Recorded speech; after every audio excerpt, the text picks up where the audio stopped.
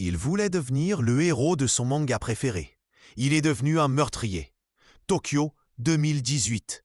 Koichi, 22 ans, fan absolu de Berserk, vit reclus, obsédé par l'univers sombre et violent du manga. Sa chambre est un sanctuaire dédié à Guts, le guerrier solitaire. Rejeté socialement, Koichi s'identifie à la rage et à la solitude de Guts. Il commence à collectionner des armes, reproduisant celles du manga, épées, couteaux, arbalètes. La réalité et la fiction se mélangent. Koichi sombre dans un délire où il se voit comme un justicier, purgeant le monde de ses ennemis, ceux qui, selon lui, méprisent les mangas. Une nuit, dans une ruelle sombre de Shibuya, Koichi croise un groupe de jeunes qui se moquent de lui et de sa passion. La colère l'envahit, incontrôlable. Il dégaine un couteau, une réplique exacte de celle utilisée par Guts. La scène est rapide, brutale. Un des jeunes s'effondre.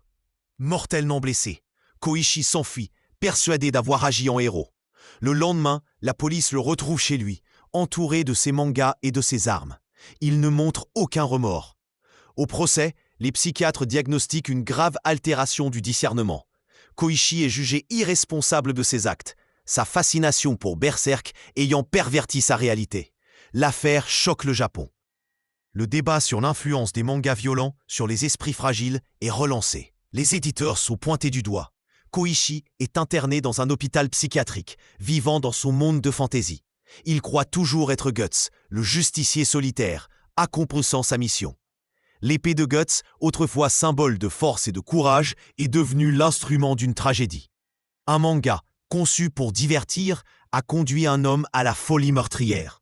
L'histoire de Koichi nous rappelle que la fiction, aussi captivante soit-elle, ne doit jamais effacer la frontière avec la réalité.